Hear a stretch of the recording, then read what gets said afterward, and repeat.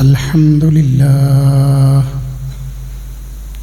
نحمده ونستعينه ونؤمن به ونتوكل عليه ونعوذ بالله من شرور أنفسنا ومن سيئات أعمالنا من يهده الله فلا مضل له ومن يضلل فلا هادي له أشهد أن لا إله إلا الله وحده لا شريك له وأشهد أن محمدًا عبده ورسوله أرسله بالهدى ودين الحق ليظهره على الدين كله ولو كره المشركون أما بعد فإن خير الكلام كلام الله وخير الهدي هدي محمد صلى الله عليه وسلم وشر الأمور محدثاتها وكل محدثة بدعة وكل بدعة ضلالة وكل ضلالة في النار اللهم صل على محمد وعلى آل محمد كما صليت على إبراهيم وعلى آل إبراهيم وبارك على محمد وعلى آل محمد كما باركت على إبراهيم وعلى آل إبراهيم إنك حميد مجيد أيها الإخوان أوصيكم عباد الله أولا بتقوى الله أعوذ بالله من الشيطان الرجيم بسم الله الرحمن الرحيم يا أيها الذين آمنوا اتقوا الله حق تقاته ولا تموتن إلا وأنتم مسلمون يا أيها الذين آمنوا اتقوا الله وقولوا قولا سديدا يصلح لكم أعمالكم ويغفر لكم ذنوبكم ومن يطع الله ورسوله فقد فاز فوزا عظيما بسم الله الرحمن الرحيم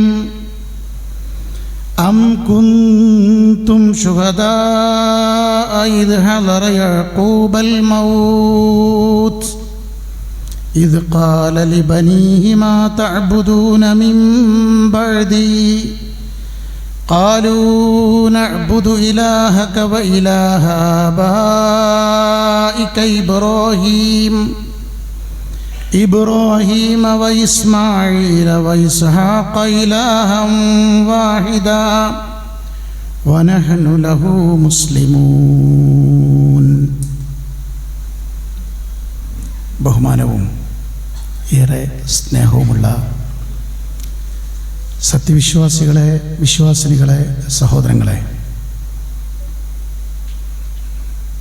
അളവറ്റ ദയാപരനും കരുണാവാരിധിയുമായ നമ്മുടെയും ഈ പ്രപഞ്ചത്തിൻ്റെയും സൃഷ്ടാവും സംരക്ഷകനുമായ ജഗനിയന്താവിൻ്റെ കൽപ്പനകൾ കണ്ണടയുന്നത് വരെ പാലിച്ചുകൊണ്ട് സൂക്ഷിച്ചുകൊണ്ട് ജീവിക്കാൻ ബാധ്യസ്ഥരാണ് നമ്മൾ എന്ന് ആമുഖമായി ഓർമ്മപ്പെടുത്തുകയാണ്. അല്ലാഹു സുബ്ഹാനഹു വ തആല നമ്മെ ഏവരെയും അതിന് അനുഗ്രഹിക്കുമാറാവട്ടെ. പ്രിയപ്പെട്ടവരെ, നമ്മുടെ മക്കളുടെ SSLC +2 റിസൾട്ട് വന്നിരിക്കുന്നു. നമ്മുടെ മക്കൾക്ക് കിട്ടിയ മാർക്ക് എത്രയായാലും അവരെ നെഞ്ചോട് ചേർത്ത് അഭിനന്ദിക്കാൻ രക്ഷിതാക്കളായ നമുക്ക് കഴിയണം. പരീക്ഷയിൽ A+ കിട്ടിയാലും ഇല്ലെങ്കിലും ജീവിതത്തിൽ A+ വാങ്ങാൻ അവരെ നാം പ്രാപ്തരാക്കണം. എല്ലാ വിജയികളെയും അഭിനന്ദിക്കണം. ആരും തോൽക്കാത്ത ഒരു ലോകത്ത് നമ്മൾ കേൾക്കുന്ന വാർത്തകൾ ഞെട്ടിപ്പിക്കുന്നതാണ്. സ്വന്തം പിതാവിനെ കെട്ടിയിട്ട് തല്ലിക്കൊല്ലുന്ന മകനും ആ പിതാവും പൂർണ്ണ ലഹരിയിലായിരുന്നുവെന്നാണ് ഇന്നലെ നാം കേട്ട കോഴിക്കോട് നിന്നുള്ള വാർത്ത. അതുകൊണ്ട് A+ മാത്രമല്ല നേടേണ്ടത്, നേടാനുള്ളത്. ജീവിതത്തിൽ ചില A+ നമ്മുടെ മക്കൾക്ക് ലഭിക്കണം. അത് പുസ്തകങ്ങളിൽ നിന്നാവണം എന്നില്ല. റിസൾട്ടിൽ നമ്മുടെ മക്കളെ സമ്മർദ്ദത്തിലാക്കരുത്, ഭീഷണിപ്പെടുത്തരുത്. അവരെ നമ്മൾ ദയവ് ചെയ്ത് മറ്റുള്ള കുട്ടികളുമായി താരതമ്യം ചെയ്യരുത്. അള്ളാഹു എല്ലാവരെയും സൃഷ്ടിച്ചിട്ടുള്ളത് ഒരുപോലെയല്ല.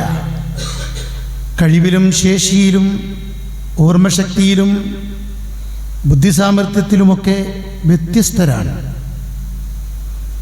അതുകൊണ്ട് താരതമ്യം ചെയ്യുന്നത് പരമാവധി നമ്മൾ ഒഴിവാക്കണം. നമ്മുടെ കൂടെയുള്ളത്, ജീവിക്കുന്നത് നമ്മുടെ മക്കളാണ്. അയൽപ്പക്കത്ത് ജീവിക്കുന്നത് അയൽവാസിയുടെ, അവർക്ക് പിറന്ന മകനാണ്, മകളാണ്. അതുകൊണ്ട് ഒരിക്കലും നീ അവനെ നോക്ക്, നീ അവനെ പോലെ ആവണം എന്ന് പറയൽ ഷടിച്ചുകൊണ്ട് നാം ചെയ്യരുത്. ഈ മാർക്ക് നേടൽ മാത്രമല്ല ജീവിതം എന്ന് മക്കളെ ഈ കാലഘട്ടത്തിൽ പ്രത്യേകിച്ച് നമ്മൾ ബോധ്യപ്പെടുത്തണം. അവർക്ക് ധൈര്യം നൽകണം. ദുർബലമാണ് പല കുട്ടികളുടെയും മനസ്സ്. അതുകൊണ്ടാണ് ആന്ധ്രാപ്രദേശിലെ റിസൾട്ട് വന്നപ്പോൾ 9 കുട്ടികളാണ് ആത്മഹത്യ ചെയ്തത്. ഈ A+കളല്ല ജീവിതത്തിൻ്റെ ആത്യന്തിക ജയമെന്നും ഇതിനപ്പുറവും ലോകവും ജീവിതവുമുണ്ടെന്ന് നമ്മുടെ കുടുസായി ചിന്തിക്കുന്ന മക്കൾക്ക് ബോധ്യപ്പെടുത്താൻ മുതിർന്നവരായ പക്വതയും പാകതയുമുള്ള രക്ഷിതാക്കൾക്ക് നമുക്ക് സാധിക്കണം. സ്നേഹം കൊണ്ട് മക്കളെ ചേർത്ത് പിടിച്ചുകൊണ്ട് ധാർമ്മിക ബോധനം നൽകണമെന്നാണ് വിശുദ്ധ ഇസ്ലാം രക്ഷിതാക്കളായ നമ്മളോട് ആവശ്യപ്പെടുന്നത്. അതാണ് നമ്മുടെ ബാധ്യത, അതാണ് നമ്മുടെ ചിന്തയിലുണ്ടാവേണ്ടത്. നോക്കൂ, നിങ്ങൾ ബിരുദാനന്തര ബിരുദവും പ്രൊഫഷണൽ കോഴ്സുകൾ നേടാനും A+കൾക്കും വേണ്ടി ഓടുന്ന രക്ഷിതാക്കളെ, പ്രിയപ്പെട്ട രക്ഷിതാക്കളെ, നമ്മുടെ മക്കൾക്ക് മനുഷ്യത്വം പഠിപ്പിക്കേണ്ട കാലഘട്ടമാണ് ഇത് എന്നാണ് ഞാനും നിങ്ങളും ചിന്തിച്ചു കൊണ്ടിരിക്കേണ്ടത്. മക്കളോട് ചിലത് രക്ഷിതാക്കളോട് പറയുന്നത് പോലെ പറയേണ്ടതുണ്ട്. പ്രിയപ്പെട്ട മക്കളെ, നിങ്ങളാണ് രക്ഷിതാക്കൾക്ക് ഏറ്റവും വലുത്. നിങ്ങൾ നേടുന്ന സർട്ടിഫിക്കറ്റുകളല്ല. നിങ്ങൾക്ക് അഡ്മിഷൻ നേടിയാലും ഇല്ലെങ്കിലും നിങ്ങളുടെ മുമ്പിൽ ഒരു ജീവിതമുണ്ട്. പരാജയം ഒരിക്കലും ശാശ്വതമല്ല, പരിഹരിക്കാൻ പറ്റും. വീണ്ടും വിജയം നമുക്ക് ഉറപ്പിക്കാൻ അവസരങ്ങളുണ്ട്. പോസിറ്റീവായി മാത്രം ചിന്തിക്കാനും ചിന്തിപ്പിക്കാനും ഈ കാലഘട്ടത്തിൽ പ്രിയപ്പെട്ടവരെ നമുക്ക് കഴിയണം. അബ്ദുല്ലാഹി ഇബ്നു അബ്ബാസ് റളിയല്ലാഹു അൻഹു കുട്ടിയായിരിക്കുമ്പോൾ നബി സല്ലല്ലാഹു അലൈഹി വസല്ലമ പ്രാർത്ഥിക്കുന്നുണ്ട്, അല്ലാഹുമ്മ ഫഖിഹ്ഹു ഫിദ്ദീൻ വഅല്ലിംഹു അത്തഅ്വീൽ. മഹാനായ ഇബ്നു അബ്ബാസ് റളിയല്ലാഹു അൻഹുവിന് വേണ്ടി അഷ്റഫുൽ ഖൽഖിന്റെ പ്രാർത്ഥനയാണ്. അല്ലാഹുവേ, ഫഖിഹ്ഹു ഫിദ്ദീൻ, ദീനിന്റെ അവഗാഹം പ്രിയപ്പെട്ട ഇബ്നു അബ്ബാസ് എന്ന ഈ കുട്ടിക്ക് നീ നൽകണമേ എന്ന് അല്ലാഹുവിനോട് ഈ കുട്ടിക്ക് വേണ്ടി പ്രാർത്ഥിക്കുകയാണ്. വഅല്ലിംഹു തഅ്വീൽ, ആ ദീനിന്റെ അവഗാഹം ഉണ്ടായിരിക്കുന്ന, പഠിക്കാൻ കഴിയുന്നത് പോലെ തന്നെ അതിനെ വിശദീകരിക്കാൻ, ആളുകൾക്ക് പറഞ്ഞു കൊടുക്കാനുള്ള കഴിവ് ഈ കുട്ടിക്ക് നൽകണമേ എന്ന് ഇബ്നു അബ്ബാസ് റളിയല്ലാഹു അൻഹുവിന് വേണ്ടി ലോകത്തിന്റെ നേതാവ് അന്ന് പ്രാർത്ഥിക്കുകയാണ്. പിന്നീട് ആ മഹാൻ വളർന്നുയർന്ന് ഇമാമുൽ മുഫസ്സിർ, തർജുമാനുൽ ഖുർആൻ, ഖുർആൻ വ്യാഖ്യാതാക്കളുടെ ഇമാമായിക്കൊണ്ട് ലോകത്തിന്റെ മുമ്പിൽ ഏറ്റവും വലിയ ഗുരുവായിക്കൊണ്ട് നിലനിൽക്കുകയാണ്. ആ ദറജയിലേക്ക് ഉയരുകയാണ്. ഖുർആൻ വ്യാഖ്യാതാക്കളുടെ നേതാവ്, നായകൻ എന്ന ദർജയിലേക്ക് ഇബ്നു അബ്ബാസ് റളിയല്ലാഹു അൻഹു ഉയരുകയാണ്. പ്രിയപ്പെട്ടവരെ, അള്ളാഹിന്റെ റസൂൽ ആഗ്രഹത്തോടെ പ്രാർത്ഥിക്കുന്നു എന്നർത്ഥം. ലാ തദ്ഉ അലാ അൻഫുസിക്കും, അതുകൊണ്ടൊരിക്കലും നമ്മൾ നമുക്കെതിരെ പ്രാർത്ഥിക്കരുത്. വലാ തദ്ഉ അലാ ഔലാദിക്കും, നിങ്ങൾ നിങ്ങളുടെ സന്താനങ്ങൾക്കെതിരെയും പ്രാർത്ഥിക്കരുത്. മക്കളെ ഒരിക്കലും മക്കൾക്കെതിരെ മാതാപിതാക്കൾ പ്രാർത്ഥിക്കരുത്. വലാ തദ്ഉ അലാ അംവാലിക്കും, നിങ്ങൾ നിങ്ങളുടെ സമ്പത്തിനെതിരെയും പ്രാർത്ഥിക്കരുത്. 3 പ്രാർത്ഥന, ഈ 3 കാര്യത്തിനെതിരിൽ നിങ്ങൾ പ്രാർത്ഥിക്കുന്നത് ഗൗരവത്തിൽ കാണണം. പ്രാർത്ഥിക്കാൻ പാടില്ലാത്ത വിഷയങ്ങളാണ് എന്ന് അല്ലാഹുവിന്റെ റസൂൽ നേരത്തെ തന്നെ നമ്മളെ ഉണർത്തിയിരിക്കുകയാണ്. കൂട്ടത്തിൽ 3 പ്രാർത്ഥനയ്ക്ക് ഉത്തരം കിട്ടും എന്ന് ഹബീബായ നബിയുന മുഹമ്മദ് മുസ്തഫ സല്ലല്ലാഹു അലൈഹി വസല്ലം നമ്മളെ പഠിപ്പിക്കുകയാണ്. 3 പ്രാർത്ഥനയ്ക്ക് ഉത്തരം കിട്ടും.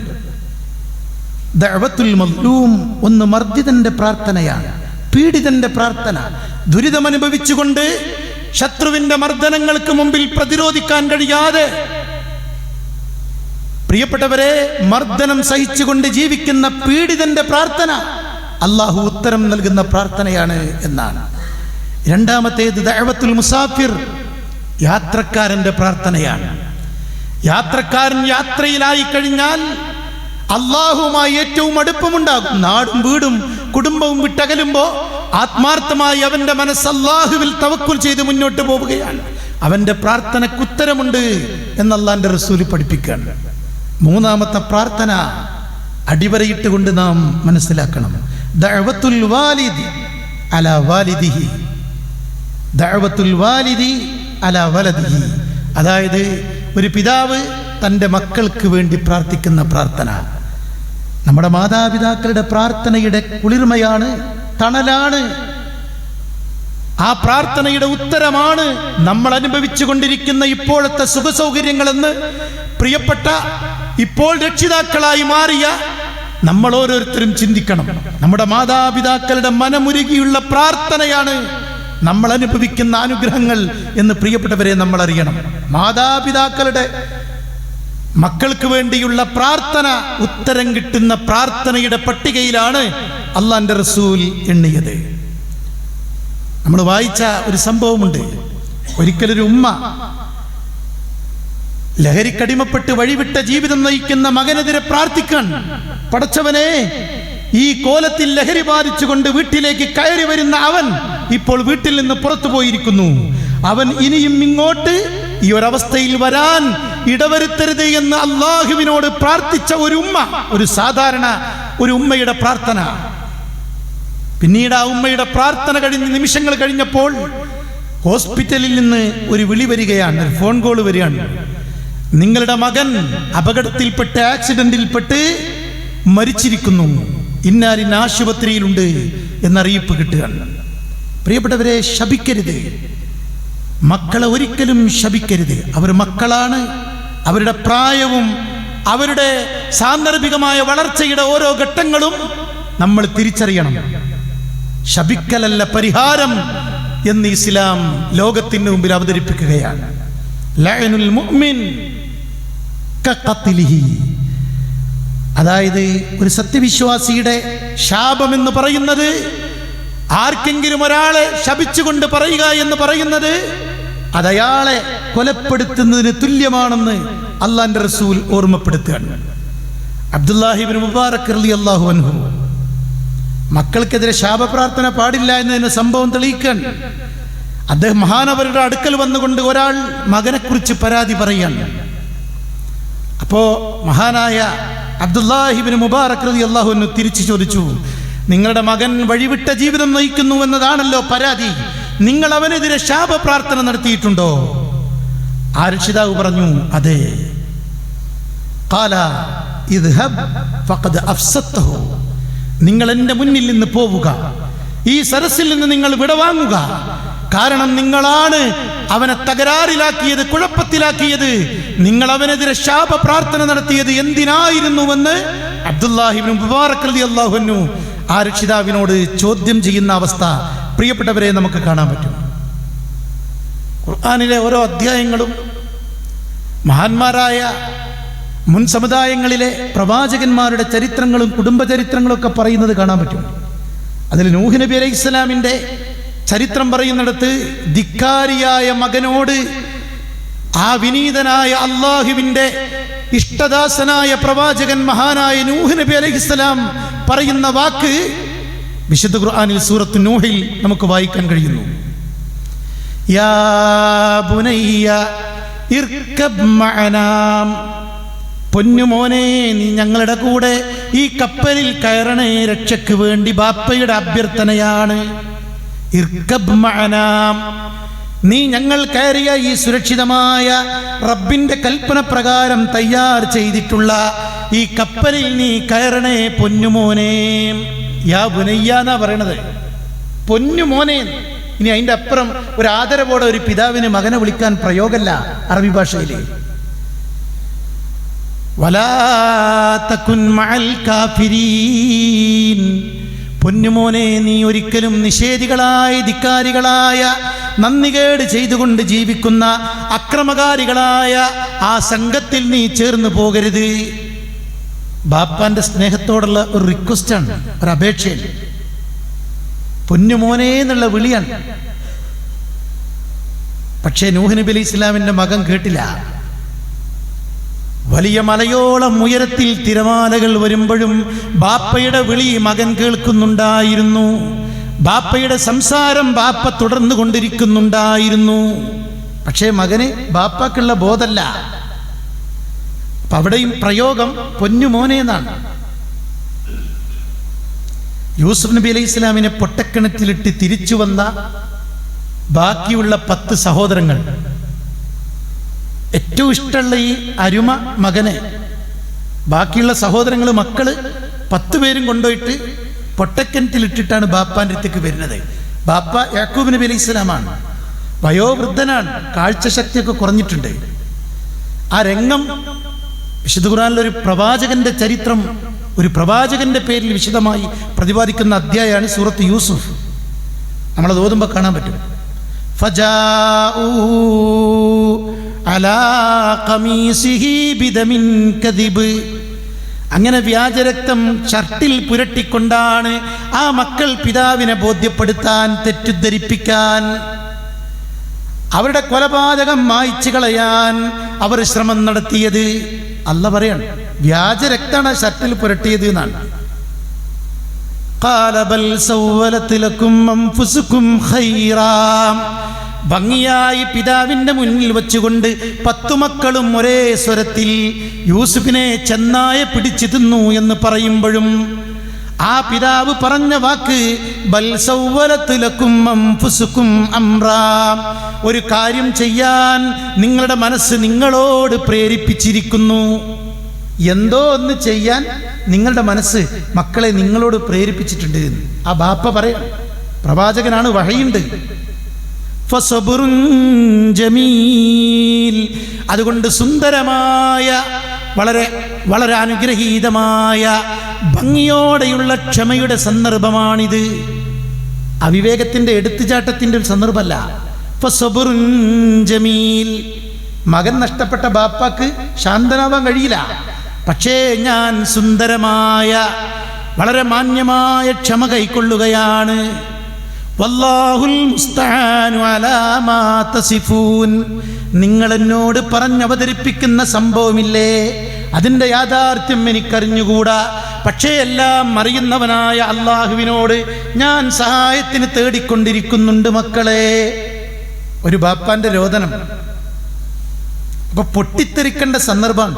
കാരണം പോയപ്പോൾ തന്നെ പറഞ്ഞുകൊണു, നിങ്ങൾ ആ മകനെ നോക്കണം, നിങ്ങൾ അപകടത്തിൽപ്പെടുത്തരുത്. അല്ല, ഞങ്ങൾ പൊന്നുപോലെ നോക്കുന്നാണ് ജ്യേഷ്ഠന്മാർ പറഞ്ഞത്. പക്ഷെ വന്നപ്പോൾ മകല്ല. അതുകൊണ്ട് ബാപ്പാന്റെ വികാരം സ്വാഭാവികമായും പുറത്തെടുക്കും. പൊട്ടിത്തെറിച്ചില്ല. പക്വതയോടെ ക്ഷമയോടെ ആ പിതാവ് പ്രതികരിക്കുന്നത് ഖുർആൻ പറയാണ്. ആ മക്കളെ 10 മക്കളെയും അടുപ്പിച്ചു, അകറ്റിയില്ല. വിശദമായ ചരിത്രമാണ്. ഞാൻ അതിൻ്റെ ഒറ്റ ഭാഗമാണ് ആമുഖമായി ഓതിക്കേൽപ്പിച്ച 2-ാം അധ്യായം സൂറത്തുൽ ബഖറയിലെ 133-ാമത്തെ ആയത്താണ് ആമുഖമായി ഉദിക്കൽപ്പിച്ചത്. അത് ഈ സംഭവവുമായി ബന്ധപ്പെട്ട യാക്കൂബ് നബി അലൈഹി ഇസ്ലാമിൻ്റെ സുദീർഘമായ ഒരു കാലഘട്ട ജീവിതത്തിൻ്റെ അവസാന സമയത്ത് ആ ബാപ്പ ആ മക്കളെ നിർത്തിക്കൊണ്ട് അവസാനം മരണസമയത്ത് ചോദിക്കുന്ന ചോദ്യവും ഉത്തരവുമാണ് ആ ആയത്തിൻ്റെ ആശയം. സുബ്ഹാനല്ലാഹ്. അം കുന്തും ശുഹദാ, നിങ്ങൾ സാക്ഷികളായിരുന്നുവോ, നിങ്ങൾ നേർക്കുനേരെ കണ്ടുവോ ആ രംഗം? അള്ളാഹു ചോദിക്കണം, നിങ്ങളൊന്ന് കാണേണ്ടത് തന്നെയായിരുന്നു ആ രംഗം. ഈ 10 മക്കളും മരിക്കാൻ കിടക്കുന്ന ബാപ്പയുടെ കട്ടിലിന് ചുറ്റും നിൽക്കുന്ന സന്ദർഭം. ഇത് ഹലറ യഅ്ഖൂബൽ മൗത്ത്, യാക്കൂബ് നബിയാകുന്ന പിതാവിന് അലൈഹിസ്സലാം മരണാസന്നനായ സന്ദർഭം. ഇത് ഖാല ലിബനീ, തൻ്റെ മക്കളോട് ആ പിതാവ് ചോദിക്കുകയാണ്, മാ തഅ്ബുദൂന മിൻ ബഅദി, മക്കളെ, ഞാൻ ഇന്ന് കണ്ണടഞ്ഞുകൊണ്ട് ഈ ലോകത്ത് നിന്ന് വിട പറഞ്ഞാൽ നിങ്ങൾ ആരെയാണ് നാളെ മുതൽ ആരാധിക്കുക? പ്രവാചകനായ ബാപ്പയായി ഞാൻ കൂടല്ലപ്പോൾ നിങ്ങൾ അല്ലാഹനെ ആരാധിക്കേണ്ടത് എന്നുള്ളത് ശരിയാണ്. പക്ഷേ ഞാൻ ലോകത്ത് നിന്ന് വിട പറഞ്ഞാൽ മാ തഅ്ബുദൂന മിൻ ബഅദി, എനിക്ക് ശേഷം നിങ്ങൾ എന്തിനെയാണ് ആരാധിക്കുക? ആ മക്കളുടെ മറുപടിയാണ്. ബാപ്പ കണ്ണടയുന്നതിന് മുമ്പ് സമാധാനത്തോടെ സന്തോഷത്തോടെ കേൾക്കുകയാണ്. ഖാലൂ, അവർ പറഞ്ഞു, നഅ്ബുദു ഇലാഹക വഇലാഹ ആബായിക ഇബ്രാഹീമ വഇസ്മാഈല വഇസ്ഹാഖ് ഇലാഹം വാഹിദാ, പൊന്നുപ്പ, ഞങ്ങൾ നിങ്ങൾ ആരാധിച്ചു കൊണ്ടിരുന്ന നിങ്ങളുടെ പൂർവികന്മാരായ ഇബ്രാഹിം, ഇസ്മായിൽ, ഇസ്ഹാഖ് അലൈഹിമുസ്സലാം അവരൊക്കെയും ആരാധിച്ചു കൊണ്ടിരുന്ന ഏകനായ പ്രപഞ്ചത്തിൻ്റെ സൃഷ്ടാവായ തമ്പുരാനെ മാത്രമാണ് ഞങ്ങൾ ആരാധിക്കുക. ആ ഉറപ്പാണ് കൊടുക്കുകയാണ്. ബാപ്പാന്റെ മുമ്പിൽ അവർ സാക്ഷ്യം വഹിക്കുകയാണ്. ഞങ്ങൾ പൂർവികന്മാരായി നമ്മുടെ എല്ലാ ബാപ്പമാരും വല്ലിപ്പമാരും ആരാധിച്ചിരുന്ന പടച്ചോനെ മാത്രമേ ആരാധിക്കുള്ളൂ എന്നാണ്.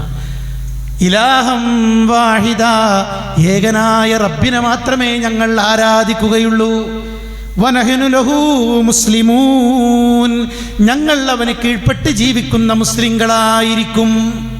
ഞങ്ങൾ യഥാർത്ഥ മുസ്ലിങ്ങളായിക്കൊണ്ട് തന്നെ ബാപ്പ ഞങ്ങൾ ജീവിച്ചു കൊള്ളാമെന്ന് ആ അവസാന സമയത്ത് ബാപ്പാക്ക് മക്കൾ ഗ്യാരണ്ടി കൊടുക്കുന്നുണ്ട്.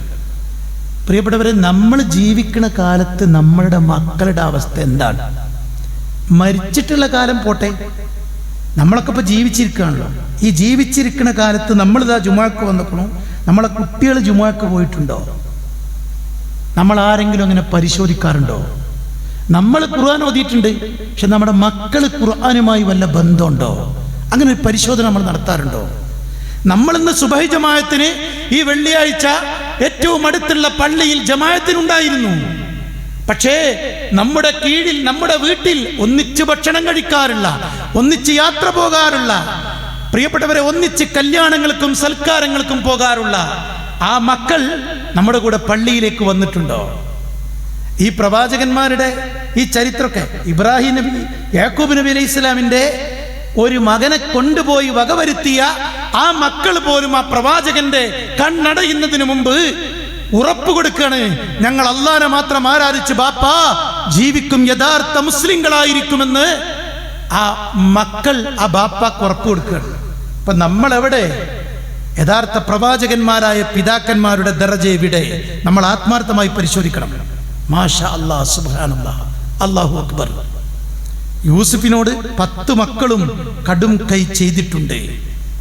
പക്ഷെ ആ പിതാവിന്റെ നിലപാട് കാരണം മരിക്കാൻ കിടക്കുന്ന പിതാവിനെ ആശ്വസിപ്പിക്കുന്ന മക്കളുണ്ടായി എന്നതാണ് ആ ചരിത്രത്തിന്റെ അവസാന ഭാഗം. പിതാവ് ആഗ്രഹിച്ച മക്കളായി പിന്നീട് അവർക്ക് മാറേണ്ടി വന്നു.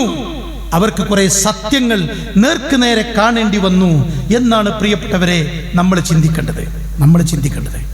അതുകൊണ്ട് വർത്തമാന കാലഘട്ടങ്ങളിൽ നമ്മുടെ ഉത്തരവാദിത്തം ഭാരിച്ചതാണ് എന്ന് നാം ചിന്തിക്കുക. നമ്മുടെ മക്കൾക്ക് ധാർമ്മികതയും നല്ല ശിക്ഷണങ്ങളും തർബിയത്തും പ്രിയപ്പെട്ടവരെ നമ്മിലൂടെ, മാതാപിതാക്കളിലൂടെ കണ്ട് പഠിച്ച് വളരാനും അതിനെ അനുകരിക്കാനും മാതൃകയാക്കാനും നമ്മുടെ മക്കൾക്ക് കഴിയണം. അള്ളാഹു തൗഫീഖ് നൽകുമാറാവട്ടെ. അതുകൊണ്ട് മക്കൾക്ക് നൽകേണ്ട പ്രായത്തിലുള്ള വിദ്യാഭ്യാസം കൃത്യമായി നൽകുന്നു എന്ന് നമ്മൾ എന്ത് ത്യാഗം സഹിച്ചാലും ഉറപ്പുവരുത്തണം. നമ്മുടെ മദ്രസയിൽ ഇൻഷാ അല്ലാഹ് 20-ാം തീയതി അഡ്മിഷൻ ആരംഭിക്കണം. മലയാളത്തിൽ അവർക്ക് വേണ്ട എല്ലാ സ്വഭാവ കർമാനുഷ്ഠാന വിശ്വാസ ആചാരാനുഷ്ഠാന കാര്യങ്ങൾ പഠിപ്പിക്കുന്ന ശാസ്ത്രീയമായ സിലബസാണ് നമ്മുടെ മദ്രസയിലുള്ളത്. പിന്നെ എല്ലായിടത്തെയും പോലെയല്ല, ഖുർആനും ഹദീസും പഠിക്കാൻ വിശാലമായ ക്ലാസ് റൂം വളരെ സൗകര്യത്തോടുകൂടി നമ്മുടെ മഹല്ലിൽ നമ്മുടെ മദ്രസ സംവിധാനത്തിലുണ്ട്. നല്ല കഴിവുള്ള അധ്യാപകരുണ്ട്. അതുകൊണ്ട് പ്രിയപ്പെട്ടവരെ, നമ്മുടെ മക്കളെ ഇങ്ങനെ കൃത്യമായി ദീൻ പഠിക്കാൻ കഴിയുന്ന, മതത്തിൻ്റെ യഥാർത്ഥ സ്രോതസ്സുകളിൽ നിന്ന് ദീൻ പഠിപ്പിക്കാൻ കഴിയുന്ന, പ്രമാണങ്ങളിൽ നിന്ന് ദീൻ പഠിപ്പിക്കുന്ന അത്തരം മദ്രസകളിൽ നമ്മുടെ മക്കളുണ്ട് എന്ന് രക്ഷിതാക്കളായ നമ്മൾ കുട്ടിക്കാലത്ത് തന്നെ ഉറപ്പുവരുത്തണം. ആ നൽകേണ്ട പ്രായത്തിൽ അവർക്ക് ആ അറിവ് നമ്മൾ നൽകണം. അള്ളാഹു തൗഫീക്ക് നൽകുമാറാവട്ടെ. നമ്മുടെയൊക്കെ നാടുകളിൽ നിന്ന് സ്കൂൾ മദ്രസ പൊതുപരീക്ഷകൾക്കും അതുപോലെ തന്നെ മറ്റു മത്സര പരീക്ഷകൾക്കൊക്കെ വിജയിച്ച കുട്ടികളെ നമുക്ക് ആദരിക്കാൻ പറ്റണം. അതുകൊണ്ട് എല്ലാ മഹല്ലുകളും മതഭൗതിക വിദ്യാഭ്യാസ മേഖലയിലെ മുന്നേറ്റത്തിന് അവിടുത്തെ സമൂഹങ്ങളെ, അവിടുത്തെ ആളുകളെ ഉത്ബോധിപ്പിക്കുകയും പ്രോത്സാഹനം നൽകുകയും അവരെ ആദരിക്കുന്ന ചടങ്ങുകൾ വരെ ഉണ്ടാക്കി ആ മുന്നേറിക്കൊണ്ടിരിക്കുന്ന കുട്ടികൾക്ക് ഊർജവും ഉത്സാഹവുമായി നമ്മുടെ കമ്മിറ്റികളും അതുപോലെ തന്നെ മഹല്ലുകളും ആത്മാർത്ഥമായി ഇടപെടണമെന്നാണ് നമുക്ക് ഓർമ്മപ്പെടുത്താനുള്ളത്. കുട്ടികളുടെ കഴിവുകൾ തിരിച്ചറിഞ്ഞ് SLC പാസ്സായ, +2 പാസ്സായ, അവരുടെ അഭിരുചിക്കനുസരിച്ച് നല്ല കോഴ്സുകൾ തിരഞ്ഞെടുത്ത് അവർ ഉദ്ദേശിക്കുന്ന വിഷയങ്ങളും കോമ്പിനേഷനുകളും ഓപ്റ്റ് ചെയ്ത് അവർക്ക് നല്ല ഗൈഡ് ലൈൻസ് കൊടുത്ത് അവരുടെ കരിയറിന് ഉപയുക്തമാകുന്ന നല്ല പ്ലാറ്റ്ഫോമുകൾ നമ്മുടെ നാടുകളിൽ സുലഭമാണ്. അതൊക്കെ ഉപയോഗപ്പെടുത്തി ഏത് കോഴ്സുകൾ തിരഞ്ഞെടുക്കുമ്പോഴും മതം അത് പ്രതാപമാണ്. മതവും മാതാപിതാക്കളും മക്കളെ സ്വാധീനിക്കുന്ന ഒരു അന്തരീക്ഷം മക്കൾക്കിടയിൽ ഉറപ്പുവരുത്താൻ നമ്മളല്ലാതെ ഈ ലോകത്ത് വേറെ ആരുമില്ല. അതുകൊണ്ട് ആ ഉത്തരവാദിത്തം നമ്മൾ ഏറ്റെടുത്തേ മതിയാവൂ. അങ്ങനെ നമ്മുടെ മക്കൾ സ്വാലിഹീങ്ങളായി വളരാൻ, സ്വാലിഹീങ്ങളായി മാറാൻ അല്ലാഹു സുബ്ഹാനഹു വ തആല തൗഫീഖ് നൽകി അനുഗ്രഹിക്കുമാറാവട്ടെ.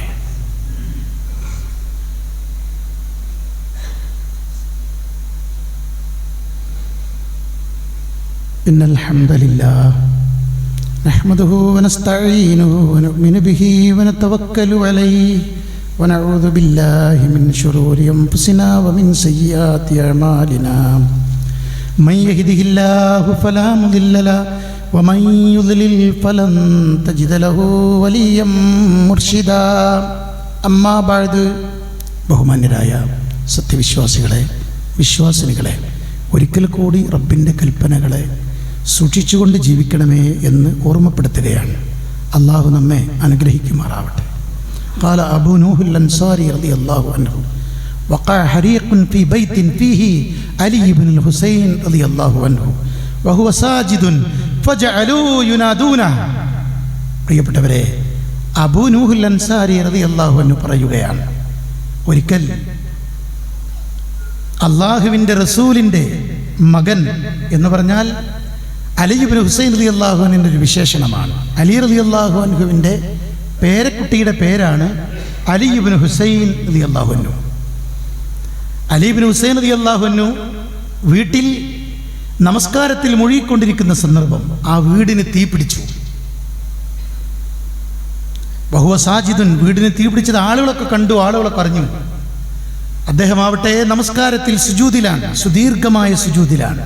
ഫജഅലു യുനാദൂന, പുറത്തുള്ള അയൽവാസികളൊക്കെ ഓടിക്കൂടി ആ വീടിന് തീ പിടിച്ചു കണ്ട് വന്ന ആളുകൾ ഓടിക്കൂടി വിളിച്ചു പറഞ്ഞു, വിളിച്ചു കൂവി, അള്ളാഹുവിൻ്റെ റസൂലിൻ്റെ മകനെ തീ എന്ന് പറഞ്ഞുകൊണ്ട് അവർ വിളിച്ചു കൂവുകയാണ്.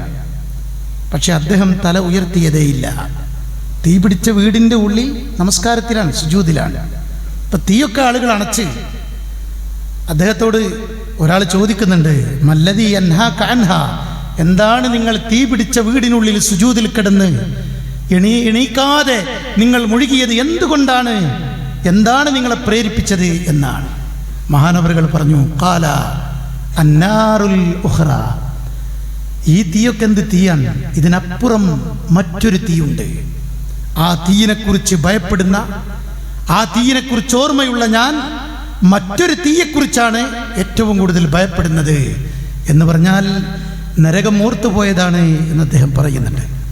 മനുഷ്യനുണ്ടാക്കുന്ന തീ സഹിക്കാൻ കഴിയാത്ത ചുറ്റുപാടാണ് നമ്മുടെ മുമ്പിലുള്ളത്. നമ്മളുണ്ടാക്കുന്ന തീ നമുക്ക് സഹിക്കാൻ പറ്റണില്ല. പിന്നെ എങ്ങനെ നാറുല്ലാഹിൽ മൂഖദ, അള്ളാഹു കത്തിച്ചുണ്ടാക്കിയ തീ നമുക്ക് സഹിക്കാൻ പറ്റും? ആ തീയിൻ്റെ ചൂടെങ്ങനെ സഹിക്കും? ആ തീ അള്ളാഹു കത്തിച്ചുണ്ടാക്കിയത് പ്രിയപ്പെട്ടവരെ മനുഷ്യനെയും കല്ലുകളെയും ഇന്ധനമായി ഉപയോഗിച്ചുകൊണ്ടാണ്. ഇവിടുത്തെ നമ്മുടെ തീ, നരകത്തീയിനെ, ഇവിടുത്തെ തീ എന്ന് പറയുന്നത് അതിശക്തമാണ്. നമുക്കറിയാം, ഇന്ധനം തീർന്നാൽ കെട്ടുപോകും. ഗ്യാസ്, വിറക് ഒക്കെ തീർന്നാൽ തീ കെട്ടുപോകും.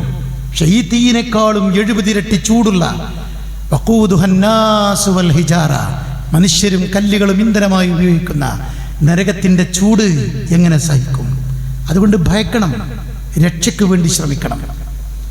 സഹോദരിമാര്, മുഖമക്കര മാറ്റാതെ ഈ ചൂടുകാലത്തും ഔറത്ത് മറച്ച് ഒരുപാട് വസ്ത്രങ്ങൾ ധരിച്ച് തൻ്റെ ശരീരഭാഗം മറക്കാതെ പ്രിയപ്പെട്ടവരെ ജീവിക്കുന്നത് ചൂടില്ലാഞ്ഞിട്ടല്ല, മറിച്ച് മറ്റൊരു ചൂടിനെ ഭയപ്പെടുന്നത് കൊണ്ടാണ്. നരകച്ചൂടിനെ ഭയപ്പെടുന്നത് കൊണ്ടാണ്.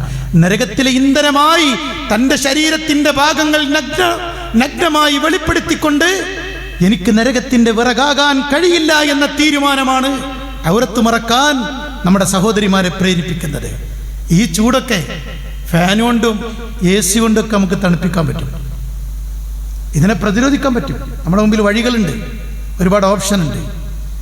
തിന്മകൾ ചെയ്യാതെ പിടിച്ചു നിന്നാലല്ലാതെ, ചെയ്തു പോയ തെറ്റുകുറ്റങ്ങളെ ഓർത്ത് ഇസ്തിഗ്ഫാറും തൗബയും നടത്തിയാലല്ലാതെ, അള്ളാഹുവിനോട് മനമുരുകി ആത്മാർത്ഥമായി നമസ്കാരത്തിലും അല്ലാത്തപ്പോഴുമൊക്കെ വഖിനാ അദാബന്നാർ, അല്ലാഹുമ്മ അജിർനാ മിനന്നാർ എന്ന് പ്രാർത്ഥിച്ച് രക്ഷ കിട്ടലല്ലാതെ പ്രിയപ്പെട്ടവരെ നമ്മുടെ മുമ്പിൽ മറ്റു വഴികളില്ല.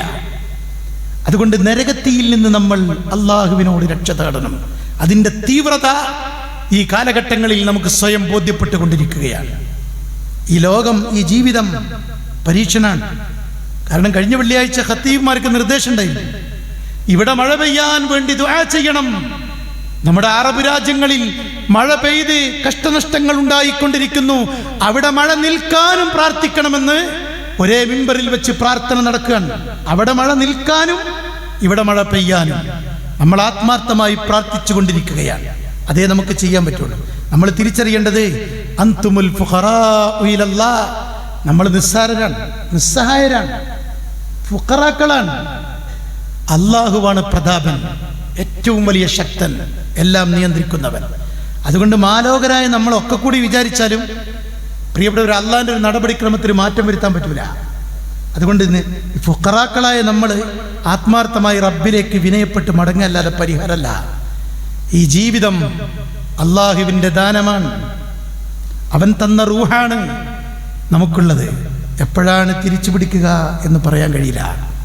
ദിനേന നമ്മൾ മരണവാർത്ത കേൾക്കുന്നു, ജനാസയെ അനുഗമിക്കുന്നു, ഖബറിടങ്ങളിൽ പോകുന്നു, തസ്ബീത്തും സലാമുകളും ആ ഖബറിലുള്ളവർക്ക് വേണ്ടി നമ്മൾ പ്രാർത്ഥിച്ച് പറഞ്ഞുകൊണ്ടിരിക്കുന്നു. ഈ ജീവിതം അള്ളാഹുവിൻ്റെ ഇഷ്ടം പരിഗണിച്ചുകൊണ്ടാണ് നമ്മൾ ചിട്ടപ്പെടുത്തിയതെങ്കിൽ സമാധാനത്തോടുകൂടി, സന്തോഷത്തോടുകൂടി, പ്രിയപ്പെട്ടവരെ, ദുനിയാവിനേക്കാളും മെച്ചപ്പെട്ട ഒരു ബർസഖിയായ ഉഖ്റവിയായ ലോകം ഖബറിലും നാളെ പരലോകത്തും നമുക്ക് പ്രതീക്ഷയ്ക്ക് വകയുണ്ട്. അതുകൊണ്ട് അള്ളാഹുവിൻ്റെ ഇഷ്ടത്തിനൊത്ത് നമ്മുടെ ഇഷ്ടം ചിട്ടപ്പെടുത്താൻ നമുക്ക് കഴിയണം. മരണങ്ങൾ ചിലത് നമ്മെ ചിന്തിപ്പിക്കണം. അലക്സാണ്ടർ ചക്രവർത്തിയുടെ മരണത്തിനു മുമ്പ് അദ്ദേഹത്തിൻ്റെ 3 നിർദ്ദേശങ്ങളുണ്ട്. 3 കാര്യങ്ങളാണ് അദ്ദേഹത്തിൻ്റെ നിർദ്ദേശം എന്ന് പറഞ്ഞ വസിയത്ത് എന്നൊക്കെ പറയില്ലേ. ഒന്ന്, എൻ്റെ ശവമഞ്ചം വഹിക്കേണ്ടത് വൈദ്യന്മാരാണ് എന്നാണ്. വൈദ്യന്മാർ എൻ്റെ ശവമഞ്ചം വഹിക്കണം. അതിന് അദ്ദേഹം കാരണം പറഞ്ഞെന്തറിയോ? അദ്ദേഹത്തിന് വേണ്ടിയിട്ടല്ല, ജീവിക്കുന്നവർക്കുള്ള സന്ദേശമാണ്. എത്ര വലിയ വൈദ്യന്മാര് കൂടുണ്ടെങ്കിലും മരണം സത്യമാണ് എന്ന് ജീവിക്കുന്നവർ അറിയണം. അതുകൊണ്ട് എൻ്റെ ചികിത്സകന്മാർ ബാക്കിയായി, രോഗിയായ ഞാൻ വിട പറഞ്ഞിരിക്കുന്നുവെന്ന് എന്നെ വഹിക്കുന്ന ആ വൈദ്യന്മാരെൻ്റെ ശവമഞ്ചം കൊണ്ടുപോകുമ്പോൾ ആളുകൾ തിരിച്ചറിയണം എന്നുള്ള നിലക്കാണ്. രണ്ടാമത്തെ അദ്ദേഹത്തിൻ്റെ നിർദ്ദേശം, എൻ്റെ കുഴിയിൽ, അതായത് കുഴിമാടത്തിൽ മുത്തും പവിഴവും സ്വർണവും വെള്ളിയും രത്നവും ഒക്കെ വിതരണം. ഇതുകൊണ്ടൊന്നും മരണത്തിന് മുമ്പിൽ പിടിച്ചു നിൽക്കാൻ കഴിയില്ല എന്ന് ജീവിക്കുന്ന ആളുകൾ കാണണം. ഇതൊക്കെയുള്ള എനിക്ക് നിസ്സാരമായി തോന്നുന്ന ആ ജീവിതം, റൂഹ് ഒന്ന് പിടിച്ചു നിർത്താൻ കഴിയില്ല എന്ന ആളുകൾക്ക് തിരിച്ചറിയണം. ആളുകൾ ചിന്തിക്കട്ടെ. അതിനുവേണ്ടി കുഴിമാടത്തിൽ പരമാവധി വിലപിടിപ്പുള്ളതൊക്കെ ഇട്ടോണ്ടു എന്നാണ്. മൂന്നാമത്തത്, അദ്ദേഹം ശവമഞ്ചത്തിന്റെ പുറത്ത് കൈയിന്റെ ഭാഗത്ത് 2 കൈകളും പുറത്തേക്കിടുമാറ് 2 തുളകൾ ഉണ്ടാക്കണം. ആ 2 തുളകളിലും കൈ പുറത്തേക്കിട്ട് ആ കൈ ഇങ്ങനെ നിവർത്തി പിടിച്ചിക്കാൻ, ചുരുട്ടി പിടിച്ചിക്കല്ല. എന്നിട്ട് അദ്ദേഹം പറഞ്ഞു, എത്ര വലിയവനും സാധാരണക്കാരനായിക്കൊണ്ടാണ് ഒന്നുമില്ലാതെ വന്ന പോലെ മരിച്ചു മടങ്ങുന്നത് എന്നാളുകൾ കാണണം. ഈ കോടീശ്വരനായ ഞാൻ ഒന്നും കൊണ്ടുപോകുന്നില്ല, ഒന്നും കൊണ്ടുപോയിട്ടില്ല, ഒന്നും കൊണ്ടുപോവാൻ സാധ്യമല്ല എന്ന് ആളുകൾ കാണട്ടെ. അതുകൊണ്ട് 2 കൈകളും പുറത്തേക്കിടണം എന്ന് നിർദ്ദേശിച്ചു. നമ്മൾ നിസ്സഹായരാണ്. ഏത് കൊട്ടാരത്തിൽ താമസിക്കുന്നവരും പ്രിയപ്പെട്ടവരെ, മരണം വന്നാൽ ആ കൊട്ടാര ജീവിതത്തിൽ നിന്ന് അവസാനിപ്പിച്ച് ഖബറിലേക്ക് നമ്മൾ കൊണ്ടുപോയി മറവ് ചെയ്യും. ഓർക്കണം, ഓർത്തെടുക്കണം, ഇങ്ങനെ ഒരു ജീവിതം നമുക്കുണ്ടെന്ന്. ഭയപ്പെടുത്താനല്ല, പേടിപ്പിക്കാനല്ല, ഒരുങ്ങാൻ വേണ്ടിയാണ് പ്രിയപ്പെട്ടവരെ. അതുകൊണ്ട് നമസ്കാരത്തിന് ബാങ്ക് വിളിക്കുമ്പോൾ നമ്മുടെ മനസ്സിൽ നിന്നുണ്ടാവണം, എൻ്റെ മരണാനന്തര ലോകത്തേക്ക് ഞാനിതാ ഈ സമയത്ത് നമസ്കാരം നിർവഹിക്കേണ്ടതുണ്ട്. അല്പമെങ്കിലും ഖുർആൻ ഓതാൻ സമയം കിട്ടുമ്പോൾ ആ മൊബൈലുള്ള ഖുർആൻ ഒന്ന് ഓപ്പൺ ആക്കിക്കൊണ്ട് അതൊന്ന് ഒരു സൂറത്തെങ്കിലും ഓതാൻ ആ ഇരിക്കുന്ന കസേരയിലെ, ആ ഇരിക്കുന്ന യാത്രാ സമയത്തുള്ള സീറ്റിൽ പ്രിയപ്പെട്ടവരെ ഒന്നിരുന്നു കൊണ്ട് 10 മിനിറ്റ് ഖുർആൻ ഓതിയാൽ, അറിയാവുന്ന ദിക്റുകൾ ചൊല്ലിയാൽ, എന്തെങ്കിലും ഒരു നന്മ ചെയ്താൽ പ്രിയപ്പെട്ടവരെ അക്കൗണ്ടിലേക്ക് വരികയാണ്. നാളെ പരലോകത്തേക്ക് തണലായി, മുതൽക്കൂട്ടായി, നമുക്ക് അനുഭവിക്കാനായി നമ്മുടെ കൂടെ ആരും വരാത്ത ലോകത്തേക്ക് കൂട്ടിനുണ്ടാകും എന്ന് നമ്മൾ ചിന്തിക്കണം. അതുകൊണ്ട് മരിച്ചവർ നേടിയത് മുഴുവൻ നമുക്കേൽപ്പിച്ചുകൊണ്ടാണ് അവർ പോകുന്നത്. ബാപ്പയാവട്ടെ എമ്മയാവട്ടെ, അവർ നേടിയതൊക്കെ അവിടെ ഇട്ടിട്ടാ പോണത്, ഒന്നും കൊണ്ടുപോണില്ല. എൻ്റെ സ്വന്തം എന്ന് പറഞ്ഞ ആ ഉമ്മ ബാപ്പ ഉപയോഗിച്ചിരുന്ന മൊബൈലാവട്ടെ, ആഭരണമാവട്ടെ, എന്ത് RC ബുക്കാവട്ടെ, ഏത് പാസ്ബുക്കാവട്ടെ, അതല്ലെങ്കിൽ എത്രത്തോളമുള്ള വിലപിടിപ്പുള്ള ആധാരങ്ങളാവട്ടെ, ഒന്നും കൊണ്ടുപോണില്ല. ഒക്കെ ഇട്ടെന്ന് നമ്മക്കേൽപ്പിച്ച് പോവുകയാണ്. അതുകൊണ്ട് പ്രിയപ്പെട്ടവരെ, മരിച്ചവർ നേടിയത് മുഴുവൻ നമുക്ക് നൽകി. അവർ പോകുമ്പോൾ ആ മരണപ്പെട്ടു പോകുന്ന അവർക്ക് തിരിച്ച് നമുക്ക് നൽകാനുള്ളത് ആത്മാർത്ഥമായി ബന്ധുക്കളായ മക്കളായ നമ്മുടെ പ്രാർത്ഥനകളാണ്. അവർക്ക് പ്രാർത്ഥിക്കാൻ നമ്മൾ മറന്നു പോകരുത്. നമ്മിൽ നിന്ന് മരണപ്പെട്ടവർക്ക് അല്ലാഹു സ്വർഗം നൽകി അനുഗ്രഹിക്കുമാറാവട്ടെ. അവരുടെ ഖബറിലെയും നാളെ പരലോകത്തെയും അദാബുകളെ അല്ലാഹു നീക്കിക്കൊടുക്കുമാറാവട്ടെ. സ്വർഗത്തിൽ അവരെയും നമ്മയും അല്ലാഹു ഒരുമിച്ച് കൂട്ടുമാറാവട്ടെ. രോഗം കൊണ്ട് പ്രയാസപ്പെടുന്ന, കഷ്ടപ്പെടുന്ന ഒരുപാട് ആളുകൾ നമ്മുടെ കൂട്ടത്തിലുണ്ട്. അല്ലാഹുവേ, എല്ലാം ശിഫ നൽകാൻ കഴിവുള്ള നാഥ, എല്ലാ രോഗികൾക്കും ശിഫ നൽകി അനുഗ്രഹിക്കണമേ തമ്പുരാനെ. ഉഷ്ണതരംഗം കൊണ്ട് പ്രയാസപ്പെടുന്ന ചുറ്റുപാട് അല്ലാഹുവേ, ഉഷ്ണതരംഗം കൊണ്ട് ചുട്ടുപൊള്ളുന്ന ഈ ഒരു സാഹചര്യം കൊണ്ട് ഞങ്ങളെ നീ ശിക്ഷിക്കരുത് തമ്പുരാനെ, പരീക്ഷിക്കരുത് നാഥ. ഞങ്ങൾക്ക് നിന്റെ അനുഗ്രഹീതമായ മഴ ഞങ്ങളുടെ മേൽ വർഷിപ്പിച്ച് തരണമേ തമ്പുരാനെ. പകർച്ചവ്യാധികളിൽ നിന്നും, ദുരിതങ്ങളിൽ നിന്നും, ദുരന്തങ്ങളിൽ നിന്നും, ആപത്തുകളിൽ നിന്നും, കെടുതികളിൽ നിന്നും, വരൾച്ചകളിൽ നിന്നും, അപകടങ്ങളിൽ നിന്നും അല്ലാഹുവേ ഞങ്ങളെ കാത്തിരക്ഷിക്കണമേ തമ്പുരാനെ. അല്ലാഹുമ്മ ഗ്ഫിർ ലിൽ മുഅ്മിനീന വൽ മുഅ്മിനാത്ത് വൽ മുസ്ലിമീന വൽ മുസ്ലിമാത്ത് അൽ അഹ്യാഇ മിൻഹും വൽ അംവാത്ത് ഇന്നക മുജീബുദ് ദഅവാതി വയാ ഖാദിയൽ ഹാജാത്ത്. اللهم أعز الإسلام والمسلمين وأذل الشرك والمشركين. اللهم دمر أعداءنا وأعداء الدين. اللهم أجرنا من النار. اللهم أجرنا من النار. اللهم أجرنا من النار. اللهم أنزل علينا ماء مباركا من السماء. اللهم أنزل علينا ماء مباركا من السماء. اللهم اسقنا غيثا مغيثا هنيئا مريئا.